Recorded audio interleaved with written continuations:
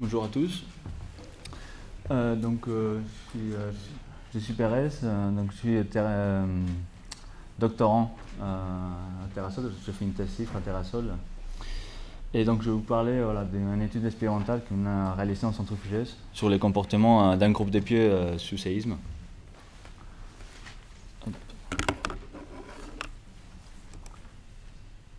Donc comme introduction, en fait, la réponse des structures qui sont supportées par des fondations profondes, c'est toujours un problème complexe d'interaction sur les structures. Donc traditionnellement, ce type de problème, les études, les dimensionnements, ils ont été limités au cas des problèmes linéaires. Et de préférence, on a utilisé toujours des approches linéaires équivalentes.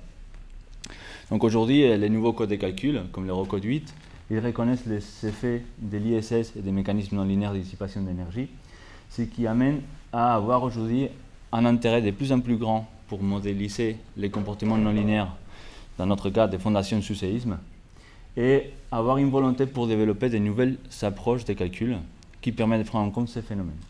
Donc là, c'est un constat qu'on peut faire du point de vue théorique, donc avec tous les projets de recherche récents des dernières années, mais qu'on peut voir aussi, c'est une demande des praticiens qu'on peut voir par exemple dans un projet qui est en cours, c'est la rédaction des recommandations de l'AFPS 2020. Donc on voit qu'il y a un intérêt grandissant pour mettre en œuvre toutes ces méthodes. Donc l'étude, c'est l'étude, le contexte de l'étude. Donc il s'agit d'une thèse CIFRE réalisée en collaboration entre Terrasol, l'École centrale de Nantes et l'IFSTAR de Nantes, qui a pour objectif principal d'introduire l'effet des groupes et de la fréquence dans l'approche de calcul macro-éléments. Cette fois-ci, cette approche dédiée aux fondations profondes sous sollicitation dynamique. Donc c'est une approche qu'on a vue dans les présentations précédentes, une approche qui est très orientée ingénieur. Nous, pour cette étude, on a retenu une approche qui est un couplet expérimental numérique, qui est composé essentiellement de 3 volets. Donc un volet avec des essais expérimentaux en centrifugeuse, un deuxième volet avec de la modélisation numérique avec des éléments finis et lois de comportement non linéaires, et un troisième volet qui vient être alimenté par ces 2 premiers volets, qui est le développement de ces nouveaux macro-éléments proprement dit. Donc dans le cas de cette présentation, je vais me limiter uniquement à la partie essais expérimentaux. Donc avant de présenter des résultats, pour tous ceux qui ne connaissent pas qu'est-ce que c'est la modélisation physique en centrifugeuse, je vais faire une petite présentation. On sait tous que les comportements des sols, ils dépendent de leur histoire et des niveaux de contraintes auxquels ils sont soumis. Autrement dit, pour pouvoir reproduire dans notre modèle les comportements d'un vrai ouvrage, une condition nécessaire, c'est pouvoir reproduire le même état de contrainte. Ceci est possible dans la centrifugeuse parce qu'on est capable de modifier à volonté les forces de masse qui sont appliquées à notre modèle. Et donc, comme vous pouvez voir, donc si dans un cas réel, on calcule les profils des contraintes avec cette formule qu'on connaît tous, dans le cas d'un modèle réduit de n fois, qui est centrifugé avec une accélération centrifuge de n fois l'accélération de la gravité, on retrouve les mêmes profils de contraintes. Donc pour cela, on utilise la centrifugeuse géotechnique de l'IFSTAR à Nantes. C'est un équipement assez conséquent qui est entre les plus grands centrifugeuses géotechniques au monde. Donc avec un bras qui fait 5 x 5 mètres de longueur. Et la manière la plus simple pour voir un peu voilà, la taille de l'équipement, j'ai apporté une petite vidéo avec la centrifugeuse en fonctionnement. Un petit problème de direct.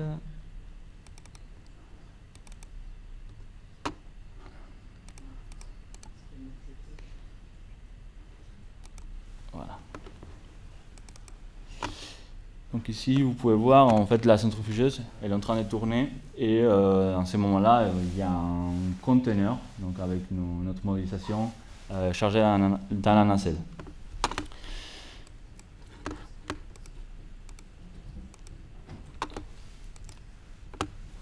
Donc à ce niveau-là, on peut reproduire correctement les bons profils des contraintes. À la centrifugeuse de Nantes, on dispose également d'un simulateur de séisme embarqué Donc ce simulateur nous permet d'introduire à la base de notre modèle soit des signaux sinusoïdaux, soit des séismes réels.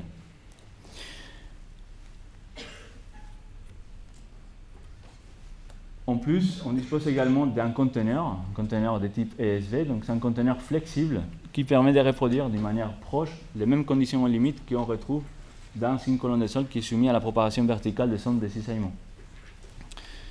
Donc avec ces trois éléments, on peut effectuer des simulations dynamiques dans lesquelles on prend en compte en même temps les effets inertiels et cinématiques. Bien évidemment, on effectue des simulations sur des modèles qui sont réduits.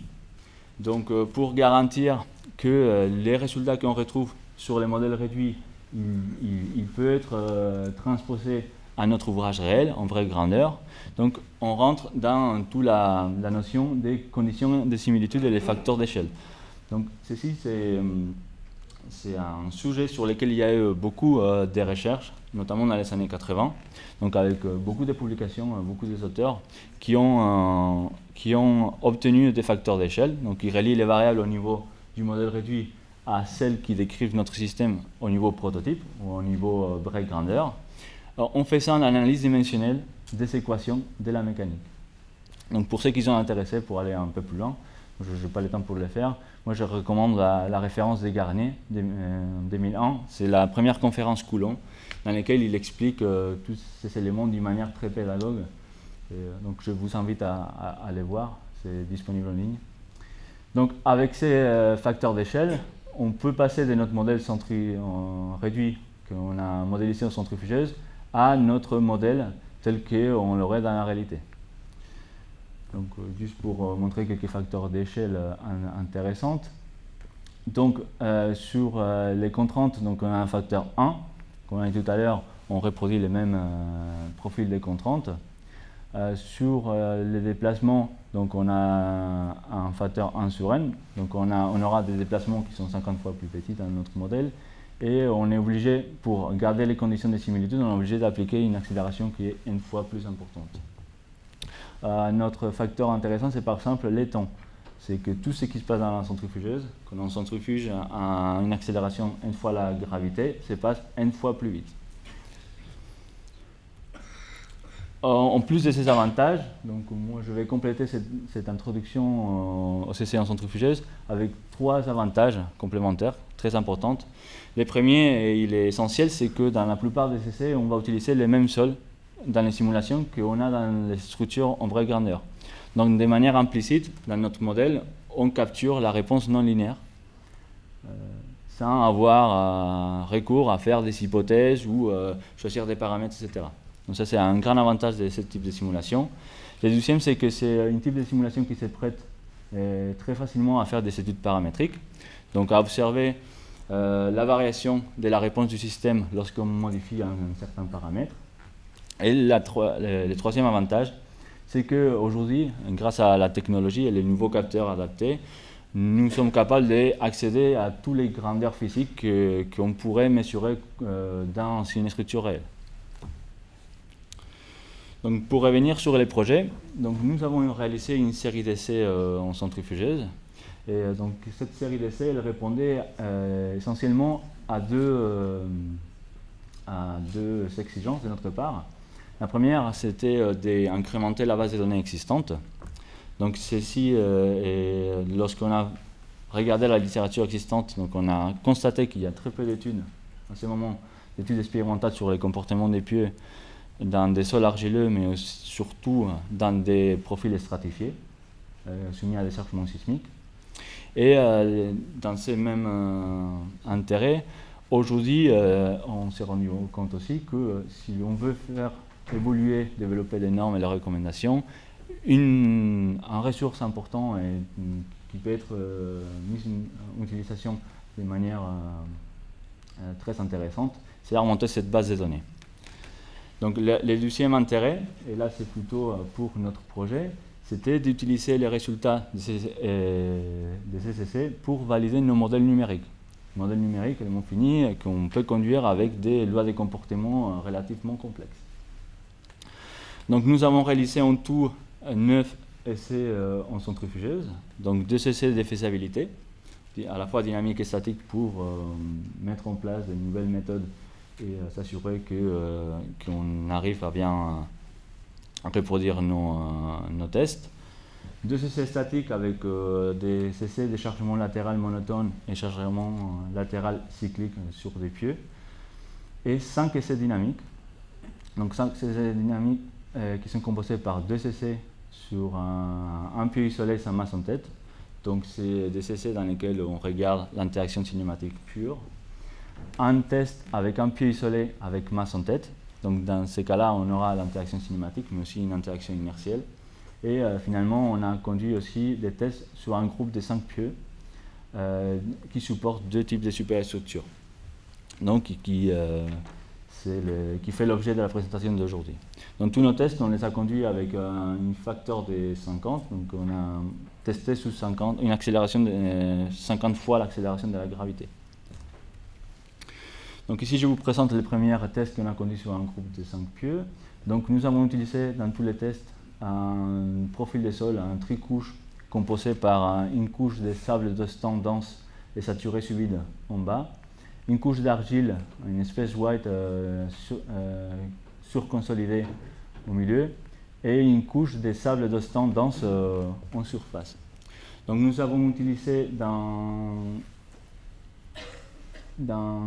ces tests donc un groupe de 5 pieux, donc vous voyez ici la disposition, donc des pieux qui sont équivalents d'un pieu en béton armé d'un diamètre d'1 mètre dans la réalité, et qui supportent, qui sont reliés en tête par un chevêtre qui est très rigide et qui supporte une superstructure.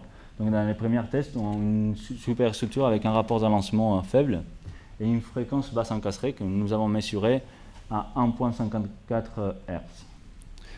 Donc le deuxième test conduit sur un groupe de 5 pieux, donc on a reproduit les mêmes profils de sol, on a mis en place les mêmes types de fondations avec un groupe de 5 pieux.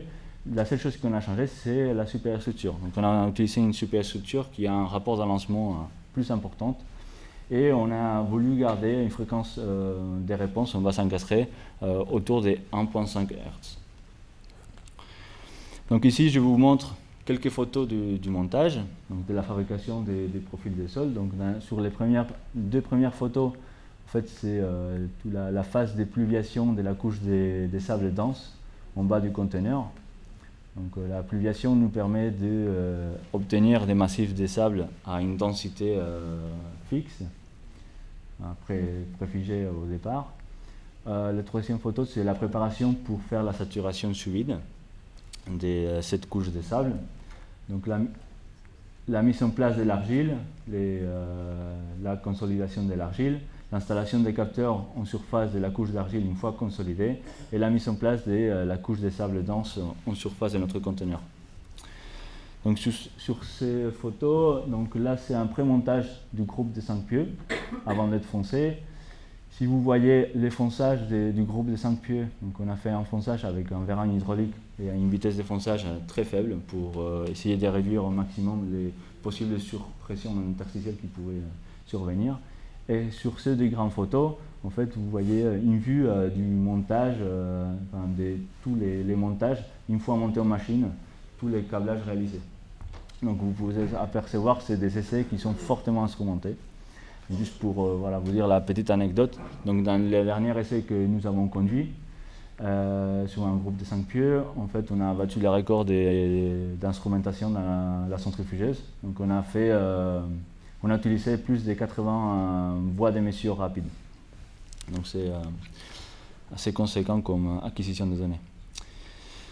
La première question à répondre quand on fait des essais en centrifugeuse, c'est s'assurer qu'on est capable de reproduire correctement les profils des sols. Donc c'est la première chose qu'on a regardé, donc en regardant plusieurs types de mesures. Donc ici je vous rapporte les résultats des mesures réalisées à plusieurs emplacements de notre profil de sol avec des Wender éléments. Donc les Wender éléments, ils nous permettent d'obtenir la vitesse de cisaillement à ces emplacements. Et ce qu'on observe, c'est qu'entre les deux tests, la variation dans les cas de l'argile elle est très faible. Et dans les cas du sable, la variation elle est un peu plus importante que pour l'argile, mais reste faible. Ce qui nous permet de conclure que pour nos CC, la reproductibilité de nos massifs elle est satisfaisante. Sur tous nos CC dynamiques, nous avons appliqué deux types de signaux. Donc on a appliqué à la fois des séismes réels, large spectre, donc Landers et Nordwitz, mais aussi des sollicitations sinusoïdales à des fréquences particulières. Et nous on a appliqué en moyenne 14 signaux sur chacun de nos CC. Donc on a aujourd'hui une base de données expérimentales assez conséquente à l'issue des CCC. Donc ici, je vais vous présenter les résultats qu'on a obtenus en termes d'évolution des profils des moments dans deux puits instrumentés dans notre groupe de puits, donc un puits à l'extérieur du groupe de puits et un puits au centre. Donc, qui ont été soumis à un chargement de type sinusoïdal à une fréquence d'un hertz et une accélération maximale de 0,1 G, donc qui est appliqué à la base de notre conteneur. Donc je vous rappelle, les conteneurs qu'on utilise, c'est un conteneur flexible. Donc on a à la fois l'interaction cinématique et l'interaction inertielle, donc rapportée par la masse de la superstructure une fois elle est en mouvement. Donc pour illustrer ceci, j'ai préparé une petite vidéo. Hop, pardon.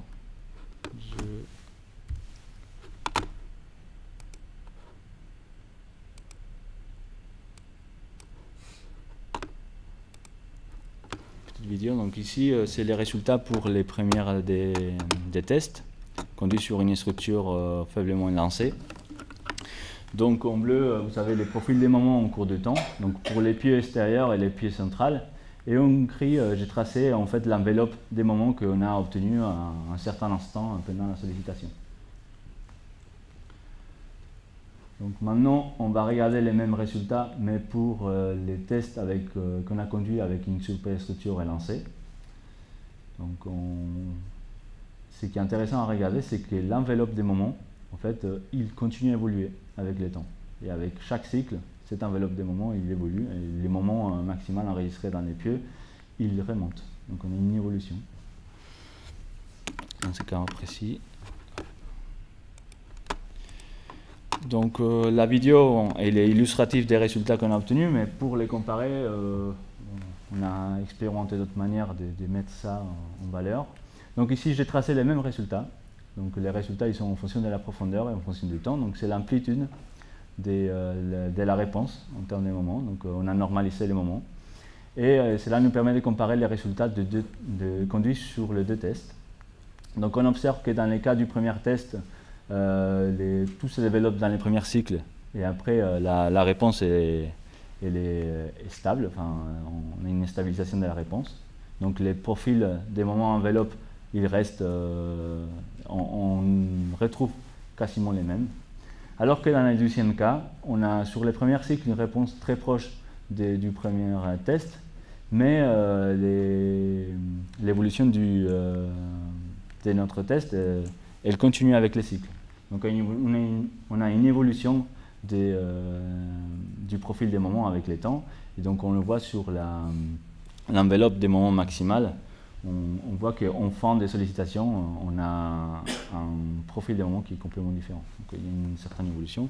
Donc ça, c'est les premiers constats qu'on a effectués. Le deuxième constat, c'est qu'en cours de temps, mais aussi au niveau des enveloppes des moments maximales, on retrouve une réponse qui est très proche pour les deux pieds, les pieds extérieurs et les pieds centrales. Donc ça pour les cas que nous avons testés. Et le troisième constat, qui est aussi important, c'est que au niveau de l'encastrement des pieds en pointe, donc les pieds, tous les pieds ils sont encastrés d'un diamètre au niveau du substratum. Donc il y a une interface entre deux couches qui ont des raideurs différentes. Donc on constate que les moments à ce niveau-là, ils sont pas négligeables. Donc on a des moments autour de 50-55%, les moments maximaux enregistrés sur toute la profondeur du pieu. Un autre résultat intéressant, c'est d'essayer de comprendre jusqu'à quelle mesure l'interaction inertielle et l'interaction cinématique contribuent à la réponse de notre système.